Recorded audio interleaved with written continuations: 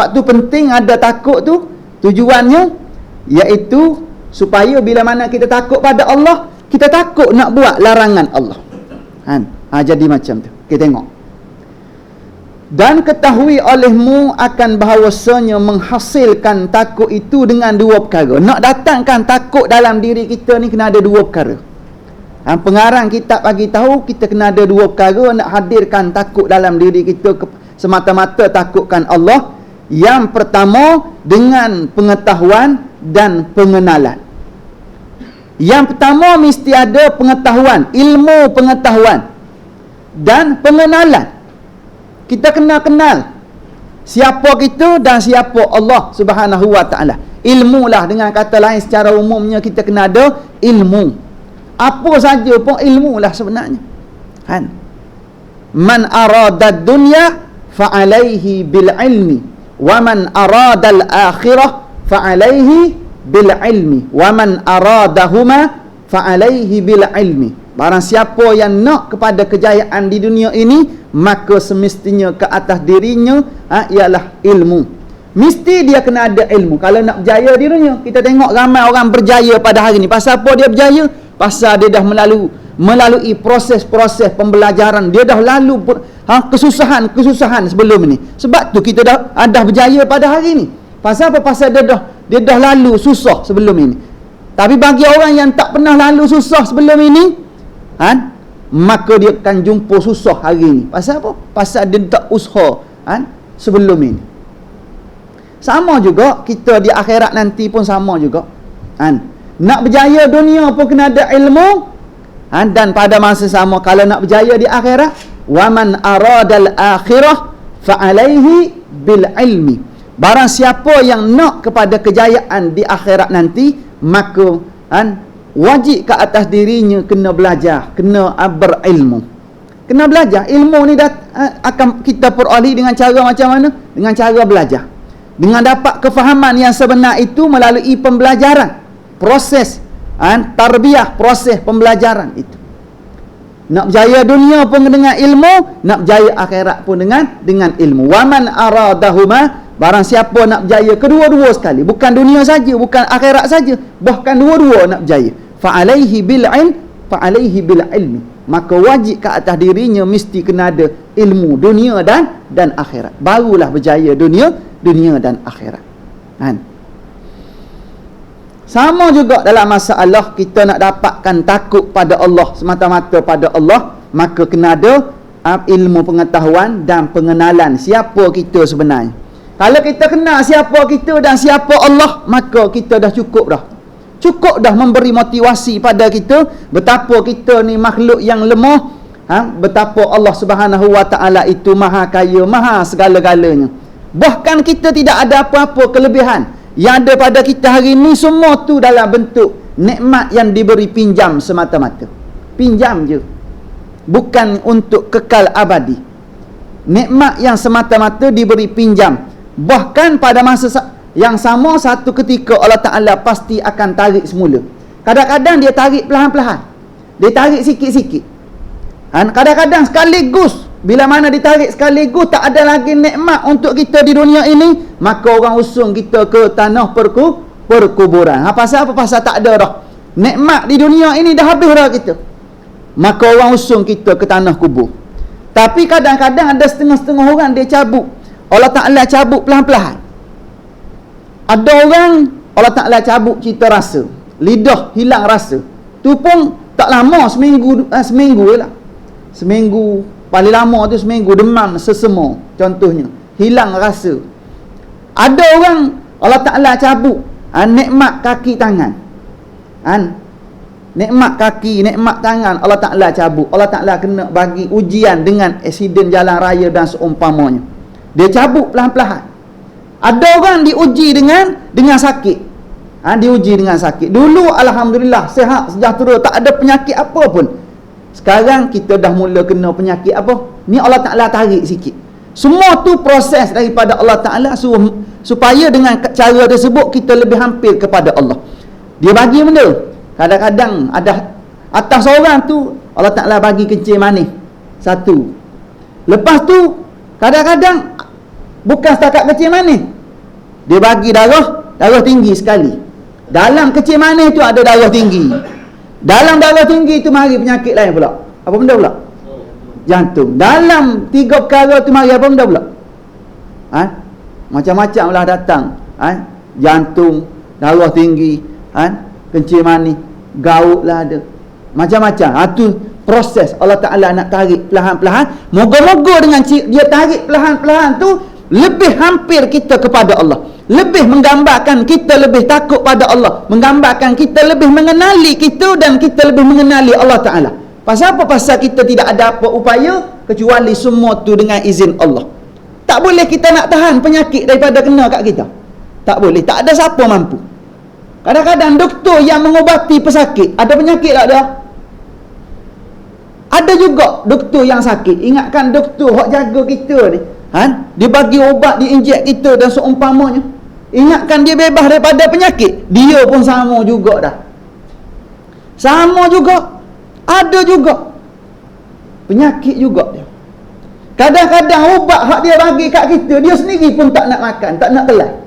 Doktor dia bagi ubat kat kita, dia kata ni 2 biji 3 kali sehari. Kena kat dia sebiji pun dia tak nak. Tu doktor. Kadang-kadang kita jumpa macam tu. Pasal dia tahu ubat ni jenis kesan macam ni, dia tak nak ambil ubat hak dia bagi kat orang. Dia sendiri nak cari ubat macam mana. Ubat-ubat jenis-jenis apa? Jenis-jenis herba dan seumpama. Dia jenis suka macam tu. Ada jenis macam tu.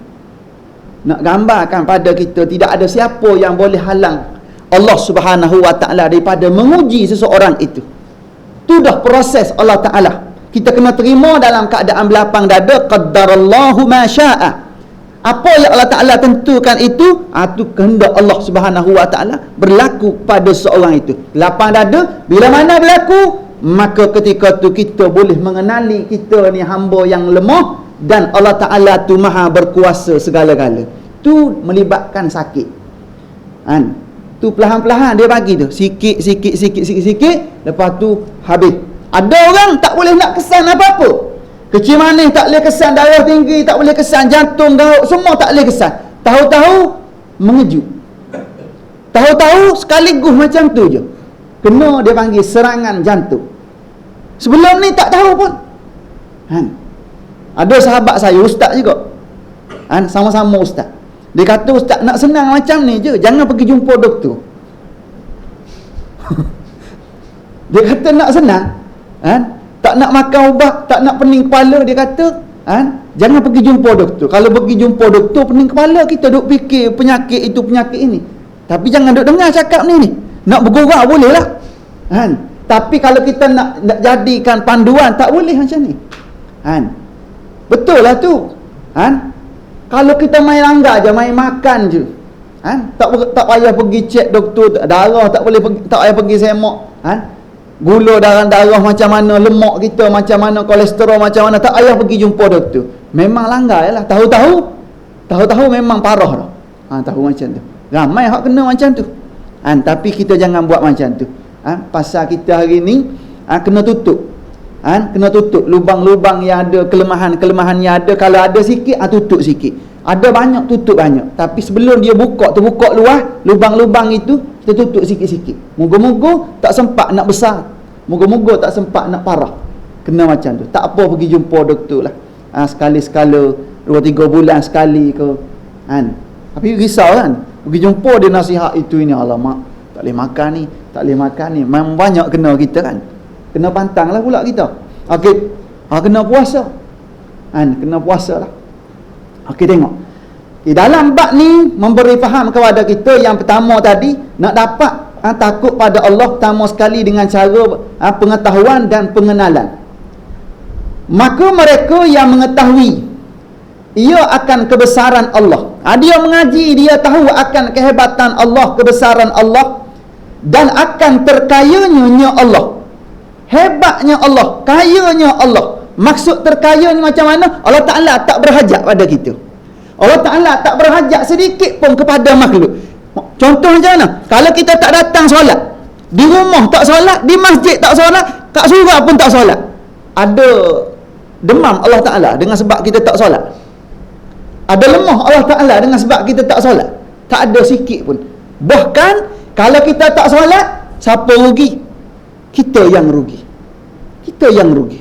Allah Ta'ala sikit pun kalau kita solat pun tak bertambah, tak berkurang keagungan Allah Subhanahu Wa Ta'ala. Tak bertambah dan tidak berkurang. Itu hebat Allah Ta'ala. Kaya Allah Ta'ala, khazanah yang dia bagi pada kita pada hari ni mewah dah kan? Mewah kan? Kita tengok jutawan, hebat pendapatan ratusan ribu. Ratusan ribu. Ada orang pendapatan dia, kita 200-300 sehari tu besar kan?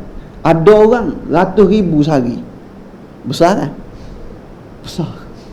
Tapi nak gambarkan ramai orang pendapatan besar-besar macam ni. Khazanah Allah Ta'ala susut tak? Nak bagi tahu macam tu. Banyak. Si fulan ni kereta mewahnya, rumah besarnya, pangkat darjatnya, hebat segala-galanya. Seluruh dunia tu datangnya daripada mana nikmat tersebut? Allah. Seluruh penghuni langit dan bumi itu khazanah daripada mana? Allah. Nak tanya, semua yang Allah Ta'ala bagi ni susut tak khazanah Allah? Alamak, susah nak jawab macam ni. Tak susut walaupun sedikit. Tu dia panggil kaya. Tak susut walaupun dah bagi banyak. Sebut berapa banyak? Banyak sangat nak cerita ni. Tak susut sikit pun khazanah Allah Subhanahu Wa Ta'ala. Tidak kurang sikit pun khazanah Allah Subhanahu Wa Ta'ala. Tu Allah Ta'ala. Kalau kita macam mana kita? Contohnya duit tu ada RM1,000. Kita pun masuk tabung masjid RM200. Tinggal berapa orang? Tinggal RM800. Lepas tu beli apa lagi? Beli tu beli ni, kurang. Lala sekali tinggal RM300 dalam poket kita. Lambat lagi ni nak dapat gaji ni, RM300 tinggal. Macam mana? Pening kepala. Allah Ta'ala kalau kita minta, pagi kita minta, tengah hari minta, petang minta, malam minta, setiap masa kita minta. Bukan seorang minta. Seluruh penduduk langit dan bumi ini minta pada Allah Subhanahu Wa Ta'ala. Lagi kita minta, lagi Allah Ta'ala suka. Lagi kita minta, lagi Allah Ta'ala suka. Lagi kita minta, lagi Allah Ta'ala nak bagi pada kita. Ada yang diberi segera, ada yang bertempoh, ada yang dia tak bagi dunia, dia nak bagi kat mana? Dia nak bagi akhirat. Tu hebat Allah Ta'ala. Kaya. Tu panggil kaya macam tu. Nampak? Kaya, kalau kaya manusia, dia macam tu je lah. Kaya manusia. Hebat macam mana pun ada kelemahan manusia. Tapi kaya Allah tidak ada lemah. Tak berhajat sikit pun kepada manusia. Bahkan kita yang berhajat kepada Allah. Setiap masa, setiap ketika kita berhajat pada Allah. Kan ada masa kita tak berhajat pada Allah? Ada masa? Masa tidur berhajat pada Allah Ta'ala juga. Berhajat kan? Lepas tu bila masa tak berhajat? Ada masa? Cuba bagi tahu. Tak ada masa. Tu jawapan. Memang tak ada masa yang mana manusia, makhluk seluruh penduduk langit bumi ini, ataupun dengan kata lain, makhluk Allah Ta'ala ni semuanya berhajat kepada Allah. Tu. Tak ada satu detik masa pun yang mana makhluk ini tak berhajat pada Allah. Lepas tu, hebat mana kita kalau macam tu? Tak ada hebat kan? Tak ada hebat. Kalau semua orang boleh mengaji macam kita mengaji macam malam ni, dia takkan rasa dia tu hebat. Maknanya berlembut je, walaupun berdepan dengan orang macam mana sekalipun, biasa je dia. Pasal dia tahu dia pun tumpang bumi Allah, si fulan tumpang bumi Allah, semua tumpang bumi Allah Ta'ala. Tak ada nak kasar, tak ada. Bahkan Nabi ajar kita jangan mudah marah. Kalau nak marah, biarlah bertempat. Nabi pernah ditanya oleh sahabat, "Ya Rasulullah, nasihatkan kami ya Rasulullah dengan satu kalimah yang pendek lagi padat." Lalu Nabi kata, "La taghdab." Jangan marah, jangan mudah marah, jangan cepat marah. Lalu ada sahabat bagi tahu lagi pada Nabi, "Ya Rasulullah, nasihatkanlah kami dengan satu kalimah yang pendek tapi merangkumi banyak perkara. Banyak benda boleh guna dengan kalimah pendek ni." Lalu Nabi kata, "La taghdab." Jangan kamu mudah marah. Tanya lagi, "Nasihat kami ya Rasulullah." Lalu Nabi pun ucap, "La taghdab." 3 kali berturut-turut. Bila masa kita jadi lambat marah ni?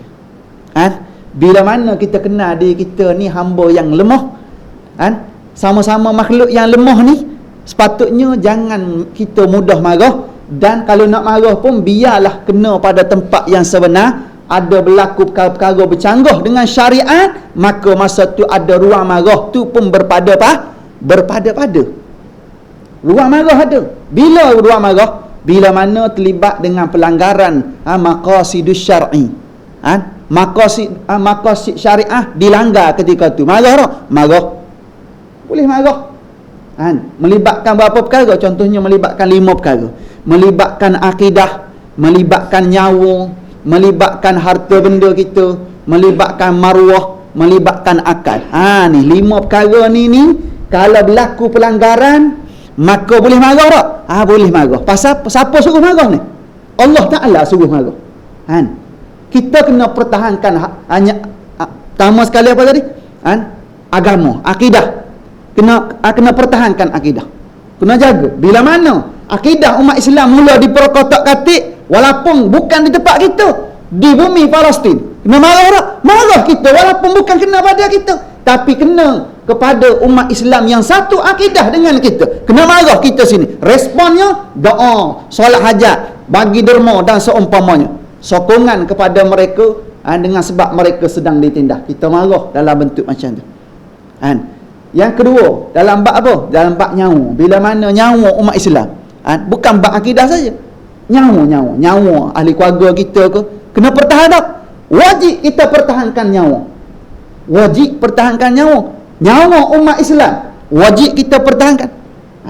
Marah ketika tu diberi kebenaran, maknanya pada hak yang sebenar. Yang ketiga melibatkan harta benda kita. Harta benda kita wajib pertahan tak? Wajib pertahankan. Pasal milik kita. Kita wajib pertahankan. Boleh marah ketika tu. Kita pertahankan. Orang nak rampas harta benda kita, kita kena pertahankan. Walaupun pada masa tu kita terpaksa angkat suara, kita pertahankan harta benda. Yang ketiga melibatkan apa dia? Maruah. Apa? Yang keempat, maruah diri. Maruah kita kena pertahankan juga. Sampai saat kita boleh marah ketika tu. Pasal apa? Pasal maruah. Yang kelima, akal. Kena pertahankan juga. Nisbah kepada akal ni. Pasal kalau hilang akal, habislah manusia ni. Daripada waras, tiba-tiba hilang akal dengan sebab gangguan tertentu, maka kita kena marah. Pasal apa? Pasal bila mana hilang akal, menjadikan hilanglah pentaklifan seseorang umat manusia itu. Jadi tak ada apa dah. Nilai seorang manusia dah tak ada. Pasal apa? Pasal tak ada akal. Sebab tu kena pertahankan akal. Okey, tengok.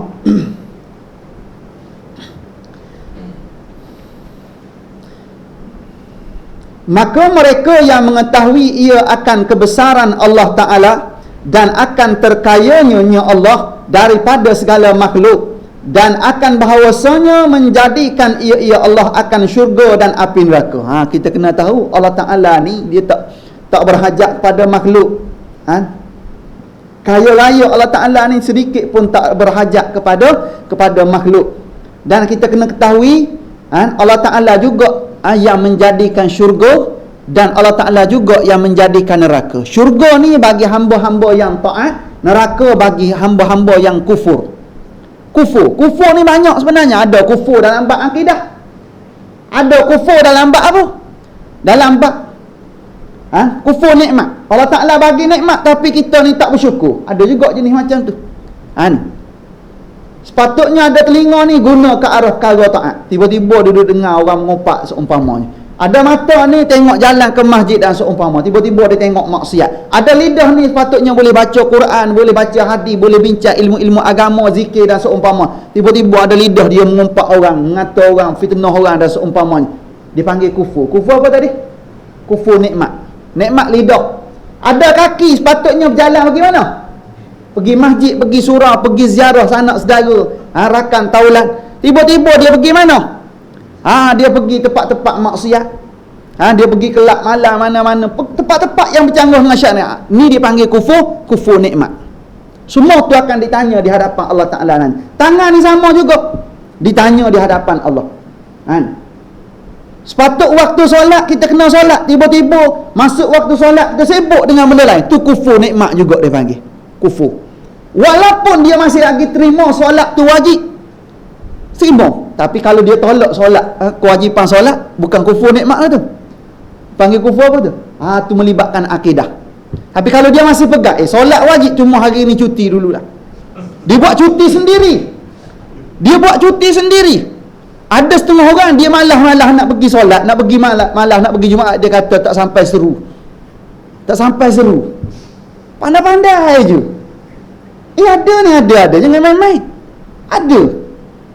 Tukang gali kubur pun kadang-kadang tak solat, tu yang kita pening kepala. Alamak, kalau hak jenis gali kubur pun tak solat. Tiap-tiap hari dia ni duduk gali kubur, duduk main liang lahat. Tiba-tiba masuk waktu solat, dia tak solat. Macam mana kita nak cerita? Macam mana nak cerita lagi sebenarnya? Sedangkan Nabi bagi tahu, penawar yang paling mujarab mengubati hati yang sakit, ingat mati. Tiba-tiba orang tukang gali kubur zaman kita hari ni, dia dah jadi bisnes. Dah jadi bisnes. Kalau orang tak mati, dia pening kepala. Orang tak mati, alamak, tak ada orang mati hari ni. Dia kalau boleh nak 2-3 orang sehari, paling kurang. Tapi kat kubur tu bukan 3 orang. Kalau kubur bukit apa nama? Bukit Teratai. Bukan 3 orang sehari. Bukan 3 orang. Belah-belah kadang-kadang. Sebab tu dah guna ni. Apa tu? Jengkau macam tu, hak kecil je. Dia dah gali dah sikit-sikit. Kalau harapkan apa ni orang gali, memang dengan dia pun mati. Dengan dia pun mati. Kalau harapkan orang tenaga manusia saja, orang gali batu, ambil hammer, ambil ketuk dulu. Lalas sekali dia buat macam mana sekarang ni? MPAJ dengan kerjasamanya, dia gali dulu. Gali, lepas tu dia orang pula repair. Dia trim elok-elok. Berapa selubang tu? Dengan main-main 300. Masuk. Kalaulah dalam sehari tu paling kurang 7 kubur, hebat kan? Gali kubur pun boleh buat duit ku. Tapi yang masalah, tengok tukang gali kubur pun masih lagi terus dalam keadaan macam tu. Bukan kubur sini, tempat lain ni. Afrika lah ni. Bukan tempat kita ni. Walaupun ada lah sekali-sekala tu, tak apalah, sekali-sekala ni maknanya kalau ada pun macam tak ada lah. Pasal sekali-sekala. Saya sebut tu bukan di sini, tempat lain lah. Tapi nak ceritanya, ada sampai tahap tu. Tu letih kita tengok, Allahu Akbar, ada juga jenis macam ni. Ingat, Allah Ta'ala yang buat syurga, Allah Ta'ala juga yang buat neraka. Kalau kita kenal macam tu, Allah Ta'ala dengan rahmah dan kasih sayangnya, dia sediakan syurga untuk kita. Dengan rahmah dan kasih sayangnya, Allah Ta'ala sediakan syurga untuk kita. Pada masa yang sama, Allah Ta'ala yang sama juga sediakan neraka. Untuk siapa? Untuk hamba yang kufur. Lupa Allah Ta'ala. Dan akan penduduk bagi keduanya, Allah Ta'ala jadikan syurga, Allah Ta'ala jadikan neraka. Dan pada masa sama, Allah Ta'ala juga yang menjadikan penghuni-penghuni syurga dan penghuni-penghuni neraka. Allah Ta'ala yang jadikan. Semua tu dah dalam ilmu Allah Ta'ala. Allah Ta'ala dah tahu dah. Tapi kita tahu tak kita ni syurga neraka? Kita tahu? Kita tak tahu. Jangan memang kalau boleh kita bercakap macam ni. Memang Allah Ta'ala jadikan aku ni memang ahli neraka kot. Tu yang duduk terlibat dengan maksiat. Boleh kita cakap macam tu? Tak boleh. Pasal pada ilmu Allah Ta'ala kita tak tahu benda yang akan datang. Kita tahu. Yang pastinya kita kena cuba. Moga-moga dengan usaha ikhtiar kita tepat dengan ketetapan Allah, dengan apa yang ditetapkan oleh Allah Ta'ala pada ilmu Allah Ta'ala itu, qadar Allah Ta'ala, kudrat dan iradat Allah Ta'ala itu. Moga-moga kita terpilih salah seorang untuk menikmati nikmat syurga. Kena macam tak ada seorang pun tahu. Tak ada seorang pun tahu. Yang kita malam ni alhamdulillah datang masjid, datang surau dalam majlis ilmu. Kita tahu tak kesudahan kita? Tak tahu. Cuma mencuba nasib dia panggil. Moga-moga dengan ikhtiar kita, usaha ni bertubi-tubi, berterusan istiqamah, moga-moga kita mendapat kejayaan di sisi Allah. Moga-moga tu panggil harap dia panggil. Dan kita tak tahu Orang yang hari ni dekat dengan Allah, besok Allah Ta'ala nak uji jauh daripada Allah. Ada orang kita tengok, dia hari ni macam-macam maksiat dia buat. Jangan kita tuding jari, ni macam ahli neraka je dia ni. Jumpa sekali buat maksiat, 2 kali jumpa buat maksiat lagi. Memang dia ni Allah Ta'ala lahirkan dia memang untuk neraka kot. Tak, belum tentu. Walaupun dia berterusan buat maksiat, mana mungkin kemudian hari Allah Ta'ala nak bagi hidayah, nak bagi taufik padanya, lalu penutup umurnya Allah Ta'ala matikan dia dalam keadaan husnul khatimah. Kita tak tahu kesudahan. Allah Ta'ala boleh buat segala-gala. Maknanya kita usaha sedaya upaya kita. Kita yang Allah Ta'ala dah pilih ni, doa supaya kita ni istiqamah dengan Islam. Pasal Allah Ta'ala yang boleh bolak balik hati. Allahumma ya muqallibal qulub, thabbit qulubana ala dinik wa ala ta'atik. Kita berdoa. Kita minta Allah Ta'ala bagi istiqamah pada kita dengan Islam, dengan agama, dengan ketaatan pada Allah. Minta lagi, Rabbana la tuzigh qulubana ba'da iz hadaitana wa hab lana min ladunka rahmah innaka antal wahhab. Kita minta pada Allah Ta'ala, ya Allah, ya Tuhan kami, la tuzigh qulubana, jangan kamu ubah lagi hati-hati kami ini. Bila? Selepas kamu dah bagi hidayah dan petunjuk pada kami. Kita dah diberi petunjuk, dah dekat dengan Allah, dah jadi istiqamah dengan masjid, dengan surah. Jangan kamu palingkan hati kami lagi ke arah maksiat kepadamu, ya Allah. Kita kena minta macam tu, berterusan. Dan kalau kita tengok sahabat-sahabat kita di luar sana, masih lagi duduk terlibat dengan maksiat, kita doa lah. Sambil-sambil kita doa untuk kita doa kepada sahabat-sahabat kita, jiran-jiran, tetangga kita, adik-beradik kita, rakan taulan kita, supaya mereka dapat hidayah dan petunjuk Allah. Ingat mereka dalam doa kita. Moga-moga termasuk dalam golongan yang mendapat hidayah petunjuk Allah Subhanahu wa Ta'ala. Maka tak dapat tiada daripada takut ia akan Allah Ta'ala. Bila mana semua tu kita tahu hebatnya Allah, segala-galanya Allah, segala-galanya milik Allah, kita tidak ada apa-apa. Maka kalau semua dah tahu macam tu, maka tak dapat tiada daripada takut ia akan Allah. Lah sekali memang tak ada tempat yang kita nak sandarkan kepada Allah Ta'ala lah. Kita nak takut, nak apa saja kita letak sandarannya kepada Allah Subhanahu wa Ta'ala. Itu yang pertama. Yang kedua, dengan cara macam mana? Nak dapatkan takut pada Allah Ta'ala dengan cara macam mana lagi? Iaitu dengan memandang kepada sekalian mereka yang takut. Nak dapat takut pada Allah, kita kena dekat dengan orang-orang yang takut pada Allah. Dekat dengan siapa ni? Orang yang paling takut pada Allah siapa dia? Dalam banyak-banyak umat manusia, yang paling takut pada Allah, Nabi pernah kata, ana akhwafukum lillahi ta'ala, aku lebih takut akan Allah daripada kamu semua. Orang yang paling takut pada Allah siapa dia? Nabi lah. Maknanya kita kena ikut cara Nabi. Pasal apa? Pasal Nabi orang yang paling takut pada Allah. Nisbah kepada manusia biasa yang bukan Nabi, bukan Rasul, siapa dia yang paling takut pada Allah? Allah Ta'ala kata, innama yakhshallaha min ibadihil ulama. Innama yakhshallaha min ibadihil ulama. Allah Ta'ala kata, hanya sahaja yang paling takut kepada Allah daripada hamba, di kalangan hamba-hamba Allah, iaitulah para alim ulama, orang yang ada ilmu dan kefahaman Islam yang sebenar. Maka mereka yang paling takut pada Allah. Pasal apa? Pasal mereka ni ada ilmu. Kalau tak ada ilmu, tak takut pun. Kalau tak ada ilmu, tak takut. Tapi kalau nisbah pada betul-betul ada ilmu, ada jadi takut. Nak buat ni sikit, tak boleh ni. Kena tengok dulu, halal ke haram, perintah ke larangan, makruh ke haram, wajib ke sunat, sah ataupun batal. Tengok dulu. Kalau betul-betul tak bercanggah dengan syariat, silakan. Kalau bercanggah, satu sin pun kita tak nak. Tu dia panggil macam tu. Tak apa, tak ada orang tengok. Tak ada orang tengok pula. Ada orang ke tak ada orang, Allah Ta'ala tetap maha melihat. Pasal apa? Pasal kenal Allah. Maknanya orang yang paling kenal Allah di kalangan hamba-hamba Allah, itulah dia para alim ulama. Sebab tu kita di zaman kita pada hari ini, Nabi dah wafat 1400 tahun yang lalu. Nabi tinggal siapa hari ini? Nabi tinggal sebagai pembimbing masyarakat, pembimbing ummah. Selepas kewafatan Nabi, Nabi tinggal para sahabat, Nabi tinggal para tabi'in, para tabi'in. Dan sekarang ini bakinya lagi tinggal para alim ulama. Kita ada para alim ulama. Yang masalah pada hari ini kita tak tahu hak mana hak betul, hak mana hak salah. Pasal sama-sama pakai serban, sama-sama pakai kopiah, sama-sama baca ayat Quran, sama-sama baca hadis, tak tahu hak mana. Macam mana nak buat? Tak tahu yang mana satu.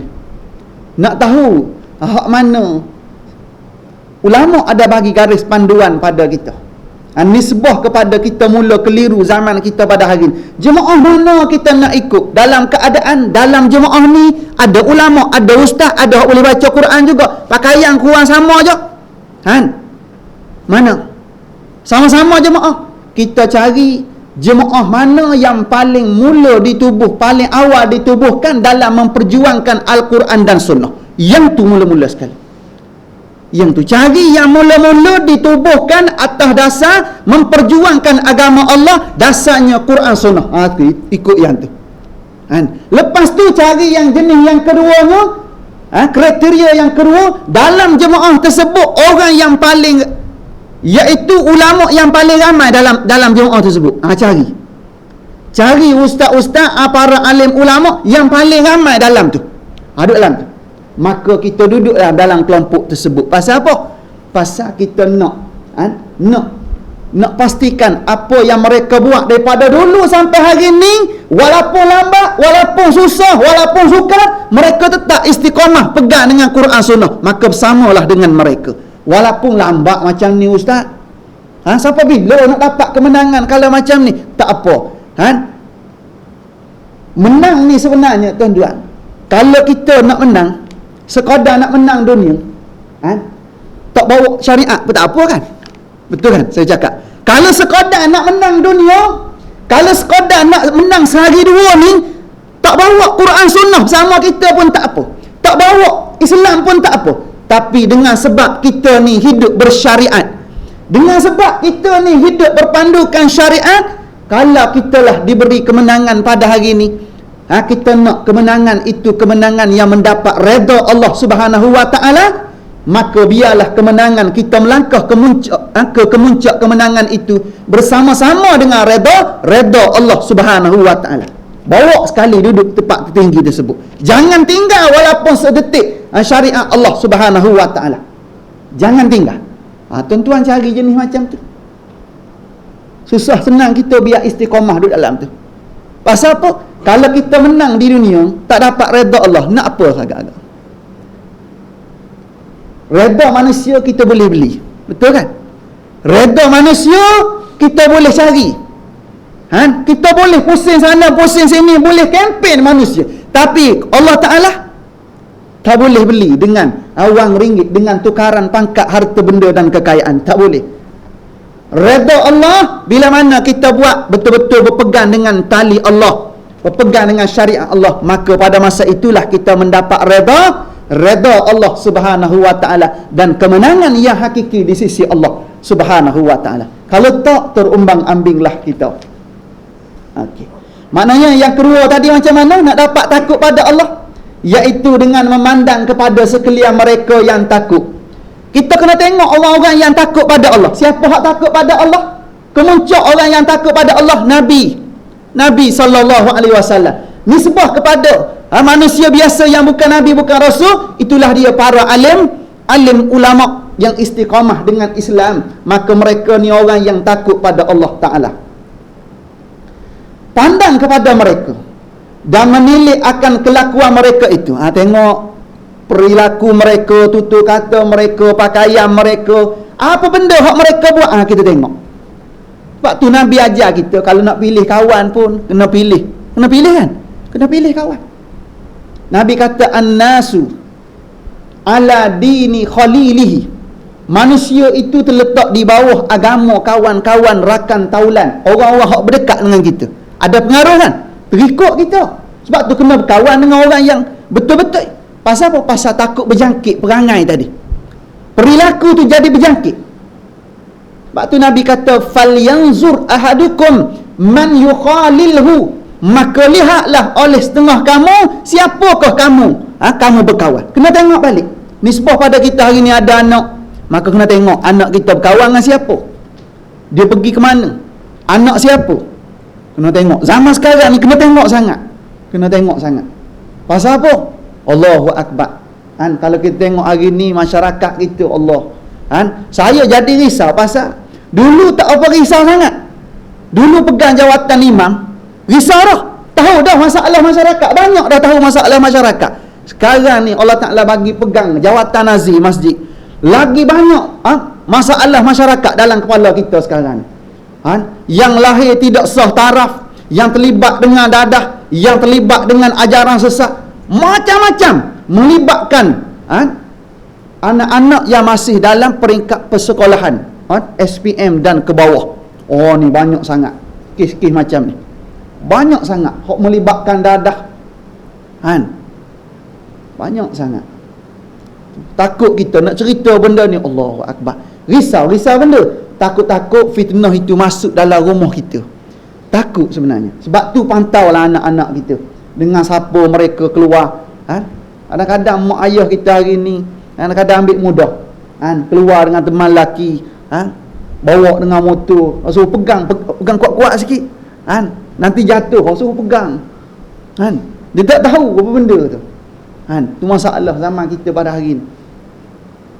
Okey, tengok dan menilik akan kelakuan mereka itu. Kena tengok kelakuan orang-orang yang baik-baik, orang-orang yang alim, ulama ni. Kita tengok makan minum dia macam mana, perilaku dia macam mana. Saya, Allah Ta'ala bagi ruang duduk dalam kelompok para guru-guru, para ulama ni, selama 6 tahun semasa saya mengaji di pusat pengajian pondok dulu, duduk dalam suasana ni. Sekali-sekala saya ke Pulau Melaka, berguru dengan Allahyarham tuan guru kita. Kadang-kadang pergi tengok, kita tengok makan minum mereka macam mana, cara ambil wuduk pun kita tak boleh nak lawan dah. Tuan-tuan pernah tengok Tok Guru ambil wuduk macam mana? Tok Guru ambil wuduk ni walaupun pahit, dia buka pahit ni, kalau kita buka kuat, keluar kuat air kan. Kalau buka tu besar, keluar besar air kan. Orang kita hari ni buka nak guna seorang, tapi buka tu macam nak guna 5 orang. Zaman kita hari ni, tuan-tuan tengok, Allahyarham tuan guru kita buka pahit sikit pasal apa? Pasal nak guna seorang. Sekadar nak ambil wuduk, nak guna seorang je, maka dia buka kecil je. Tu dia, kita tengok, kita tengok, alamak, kata tak pernah jumpa lagi yang macam ni, kata ni. Dia buka kecil je, dia ambil wuduk pelan-pelan. Datang seorang sebelah dia, air yang sebelah, duduk sebelah ni siap merecik kepada sebelah sini pula. Alamak, kata, kita tengok dua perbezaan, yang ni macam ni, yang ni macam ni. Kata, Allahu Akbar. Allah Ta'ala punya kuasa, dia tunjuk pada kita, nak mendidik kita macam tu. Makan minum pelan je, tak ada gapo-gapo apa semua sekali, nak kejar sana, nak kejar sini, nak tengok sana, tak ada. Bersila je, nasi bungkus je, walaupun pernah jadi ketua sebuah negeri. Makan nasi, tuan-tuan, kedai-kedai macam biasa-biasa, tak ada berbintang-bintang, tak ada. Hak tak ada bintang, tuan-tuan. Kedai nasi lemak tepi jalan macam tu je.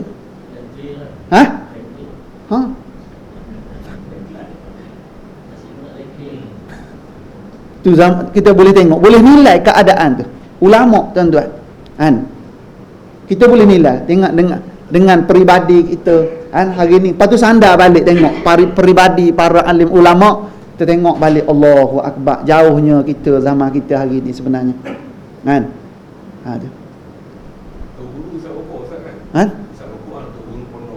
Kalau Tok Guru pondok dulu ada setengah-setengah isap okok, tapi dia tak isap okok tu, okok gulung tu, apa mana, okok daun. Tapi dia isap okok ni kadang-kadang bukan kerana apa sebenarnya, kerana nak hilang mengantuk dan seumpama benda-benda gitu je. Nak halang nyamuk macam tu je. Ada setengah, saya pernah tanya seorang Tok Guru saya, dah meninggal dunia dah, kata, pasal apa ni? Kan fatwa keluar sana keluar sini, hukum haram rokok. Saya pun pening kepala, alamak, macam mana Tok Guru hak kita mengaji isap okok macam ni ni. Tapi dia isap okok macam tu lah, okok daun tu, okok daun nipah. Dia kata, Saya kata, anak kalau tak isap okok nanti mengantuk apa semua sekali, tak boleh mengajar lah macam-macam. Lepas tu dia isap okok tadi, bukan okok macam kita zaman kita hari ni hak RM12 sekotak tu, tak. Hak ni, hak dia ni 30 sen. Apa satu bungkus, satu apa dia panggil? Satu gulung macam tu. 30 sen je. Yang kita ni telah modal berapa? Tu je. Tembakau dia besar tu. Tu ya dia. Tu hak dia je. Tak ada apa-apa lah. Setakat tu lah dia orang.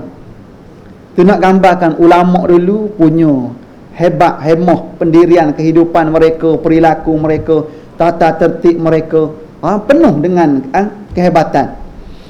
Okey, tengok lagi. Dan mendengar akan perkhabaran mereka itu. Bila mana kita nak takut pada Allah, kita kena dengar percakapan para alim ulama. Kena banyak dengar majlis-majlis ulama, majlis-majlis ilmu, kuliah-kuliah. Lebih lagi ulama-ulama muktabar. Tuan guru yang hebat, kita tahu dia ni hebat dari segi sudut kewarakannya, dari segi mursyidnya dia ni, maka kita dekatlah dengan mereka. Kalau ada peluang, tak sempat nak mengaji pun pergi ziarah, tak apa dah. Pergi ziarah ulama. Kita pergi ziarah pondok ni, pergi bersalam dengan mereka. Boleh bersalam tak apa dah sebenarnya. Boleh bersalam dengan ulama kalau boleh. Kalau nak pergi di pondok-pondok, bawa anak-anak kecil kita. Tuan-tuan bawa anak-anak kecil, hak baru lahir, tak kira bawa semua sekali. Supaya apa? Supaya Tok Guru boleh tengok muka anak-anak kita, biar dia doa. Kalau hak kecil-kecil tu suruh dia gosok kepala. Suruh dia gosok kepala. Macam tu. Saya ni kadang-kadang balik saya pergi ziarah Tok Guru saya. Kadang-kadang sengaja saya duduk dekat. Duduk dekat sebelah lama-lama. Mula-mula saya balik Mesir dulu, masih lagi dia gosok kepala. Masih kena gosok kepala. Habis belajar di Mesir. Balik-balik jumpa Tok Guru, duduk sebelah dia. Tanya itu ini.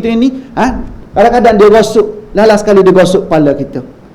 Dia gosok bukan kosong, tuan-tuan. Dia gosok dengan penuh adab, dia gosok dengan penuh doa. Supaya diberkati segala ilmu yang ada pada kita. Yang ada pada dia, itulah yang ada pada kita. Kalau boleh dia nak macam tu, pergilah jumpa. Kalau boleh makan dengan guru-guru, dengan alim ulama. Duduk makan semeja dengan mereka. Kita boleh tengok, macam ni. Saya ingat masa zaman mengaji di pondok dulu, kalau ada kenduri kendara, kenduri akikah, saya baik dengan Tok Guru. Baik sangat. Kalau dia nak pergi sana sini, maka kita lah orang yang dia sekali dengan dia. Pergilah. Biasa kalau di kampung-kampung, kalau kenduri akikah, kepala kambing tu memang confirm dia akan letak dekat dengan Tok Guru. Hidangan Tok Guru tu mesti ada kepala kambing situ. Tok Guru dia tak makan kepala kambing sangat, siapa tukang makan tu? Alamak, gitulah. Alhamdulillah, selamatlah kambing tu. Daging-daging lain pun kita, kepala kambing pun kita. Tu berkat kita duduk dengan ulama sebenarnya. Sebelum sampai pada orang lain, sampai dulu pada ulama, pada Tok Guru, kita duduk dalam hidangan tu memang alhamdulillah lah kan. Tu seronok juga sampai hari ni. Lama-lama kita tak balik, kadang-kadang sempat dia telefon. Nak kata tak boleh buat macam ni. Jangan sampai dia telefon kita dulu, biar kita telefon dia. Macam mak kita, jangan sampai mak kita telefon, kita dengan sebab lama budak ni tak telefon, entah hidup entah mati ni apa benda, tiba-tiba dia telefon kita. Jangan ajar macam tu. Nak macam mana? Sampai ketika sehari dua hari paling lama telefon tanya, seminggu paling lama telefon tanya. Supaya apa? Supaya dia ni diberi perhatian. Kena macam Tok Guru pun sama juga, ulama pun sama juga. Kalau kita dah baik dengan dia, biar kita ni ambil tahu perihal dia. Macam tu. Dan mendengar akan perkhabaran mereka itu. Kena dengar nasihat-nasihat para alim ulama. Sebab tu orang-orang dulu nak letak nama anak, pergi tanya Tok Guru. Tok Guru pun tanya, tengok lahir hari apa, dia tanya. Lahir hari apa, laki ke perempuan? Dalam kitab ada sebut benda ni. Walaupun memang secara umum letaklah nama-nama yang baik, memberi maksud yang baik, tapi Tok Guru tanya, lahir nama apa pula dah? Lahir hari apa? laki ke perempuan. Dia tengok balik.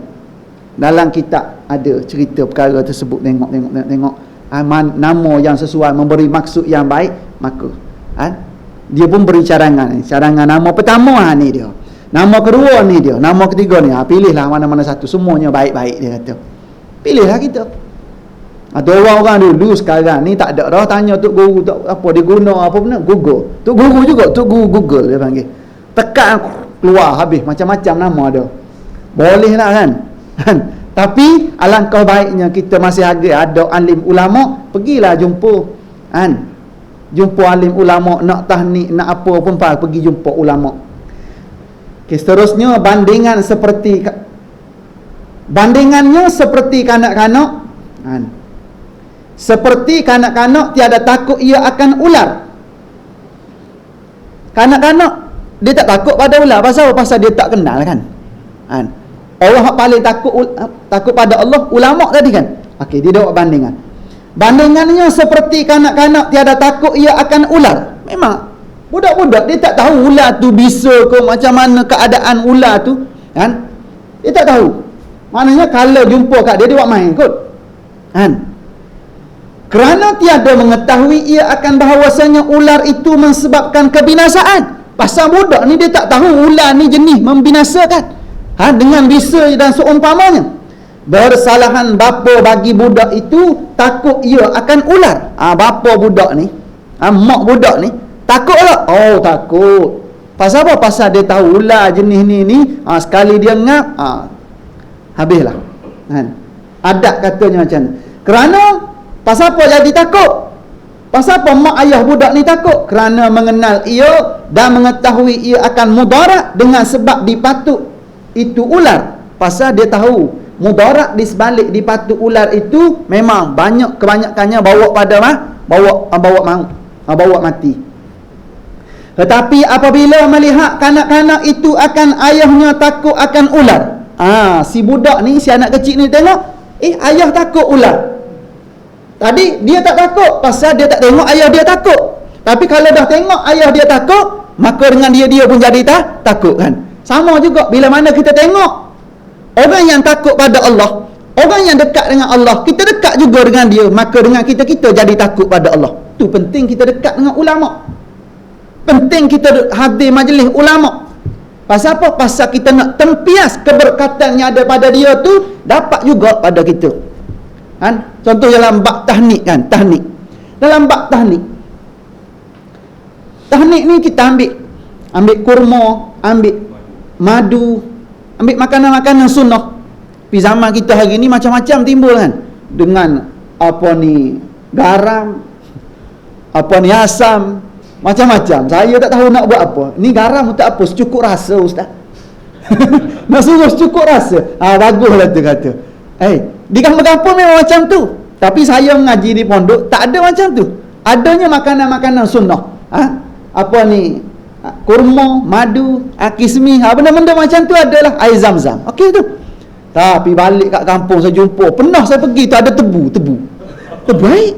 Tebu ni untuk apa? Ni asli punya ustaz. Manis asli. Lebih manis pada gula. Gula ni daripada tebu. Memang kita ambil tebu tu sendiri. Memang manis lah kalau macam ni. Pening kita nak layan satu-satu. Lepas tu kita ambil makanan sunnah tadi, masuk dalam mulut. Siapa tu? Ulama. Mulut ulama tu. Pasal apa? Pasal mulut tu banyak baca Quran, lidah tu banyak baca Quran, duk hafal hadis, hafal Quran, duk bincang ilmu agama. Setiap masa, setiap ketika dengan urusan kehidupannya dia sabitkan kepada agama Allah Subhanahu Wa Taala. Maka kita pun ambil makanan sunnah tadi, letak depan alim ulama, dia jampi dengan ayat Quran, lepas tu dia ambil masuk dalam mulut dia, digigit, bercampur dengan air liur dia tadi yang banyak baca Quran, baca hadis tadi, masukkan balik dalam mulut anak kita. Moga-moga dengan cara macam tu keberkatannya dapat merangsang minda anak-anak kita tadi. Moga-moga kalau tu guru tadi hafal Quran, hafal hadis, hafal ilmu agama, moga-moga anak tersebut pun terangsang minda. Moga-moga minat nak menghafal Quran, hafal hadis juga macam tu.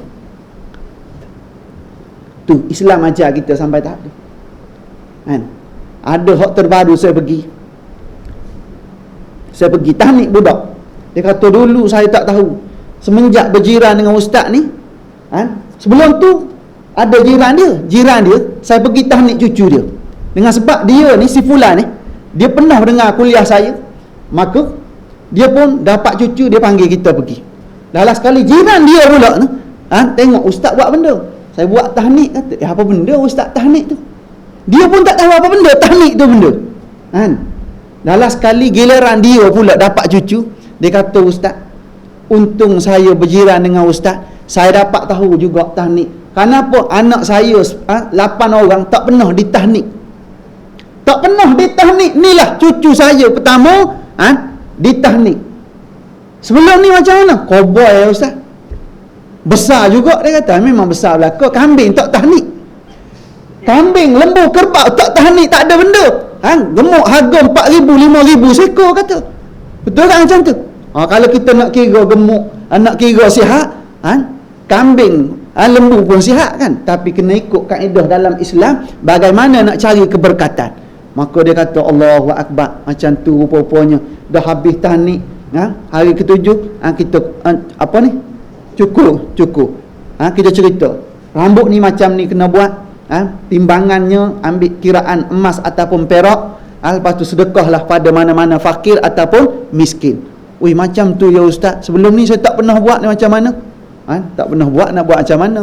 Takkan nak tahnik lagi kan? Umur berapa? Umur 30 nak tahnik, nanti putus tangan ustaz, digigit. Tu. Ada. Pengamalan tu ada. Akikah apa semua sekali. Sandaran tersebut ada. Okey, tengok. Dan mengetahui ia akan mudarat dengan sebab dipatuk ular itu. Tetapi apabila melihat kanak-kanak itu akan ayahnya takut akan ular dan lari daripadanya dan gemetar badannya kerana melihat ular itu, nescaya mengikut akan ayahnya pada ketakutan dan merasa ia di dalam hatinya akan takut. Dah tengok ayah dia takut, maka dengan dia sekali takut. Sama juga bila mana kita dekat dengan ulama, selalu dengar nasihat ulama, dengan kita jadi takut juga. Sekalipun tiada ada ia mengetahui akan sifat ular itu, sekalipun dia tak tahu ular ni berapa banyak kekuatan, bisa dia macam mana, tapi dengan sebab ayah dia takut, dengan dia sekali takut. Tu penting kita dekat dengan orang yang lebih mengetahui. Penting kita dekat dengan alim ulama. Moga-moga kita jadi macam mana, kita pun jadi orang yang takut kepada Allah Subhanahu wa ta'ala. Dan seterusnya, dan ketahui olehmu bahawasanya takut itu seperti cemeti yang menghalau ia akan hamba kepada tuah akhirat. Ni cerita bila ni? Cerita akan datang bulan depan, cerita insya-Allah, kalau panjang umur lah. Kita malam ni cerita bagaimana nak dapat takut dalam diri kita, kan? Moga-moga kita boleh renung-renungkan kehidupan kita pada hari ini, muhasabah diri, sejauh mana takut kita pada Allah, sejauh mana takut kita kepada makhluk. Maka dengan dua poin penting yang kita bincang pada malam ini, kita pastikan takut kita semata-mata kepada Allah, kerana makhluk tidak memberi sedikit kesan pun kepada kita, kecuali semua itu dengan izin Allah Subhanahu wa ta'ala semata-mata. Cukuplah sekadar itu untuk kita semua pada malam ini. Moga-moga di sana ada kebaikan dan keberkatan daripada Allah Subhanahu wa ta'ala. Sekadar itu saja, apa yang baik datang daripada Allah, yang kurang, kelemahan dan kejahilan saya sendiri, mohon maaf pun ampun di atas segala kekurangan dan ketelanjuran. Siru ala barakatillah. Assalamualaikum warahmatullahi wabarakatuh. A'udzubillahi minasyaitonirrajim. Bismillahirrahmanirrahim. Alhamdulillahi rabbil alamin, wassalatu wassalamu ala rasulihil amin wa ala alihi wa sahbihi ajma'in. Allahumma faqqihna fid din wa 'allimna at-ta'wil wahdina siratal mustaqim. Siratal ladzina an'amta 'alaihim minan nabiyyin was-siddiqin wasyuhada'i was-salihin wa hasuna ulaika rafiqa ya arhamar rahimin. Wassallallahu ala sayyidina Muhammad wa ala alihi wa sahbihi ajma'in. Walhamdulillahi rabbil alamin. Taqabbalallahu minkum.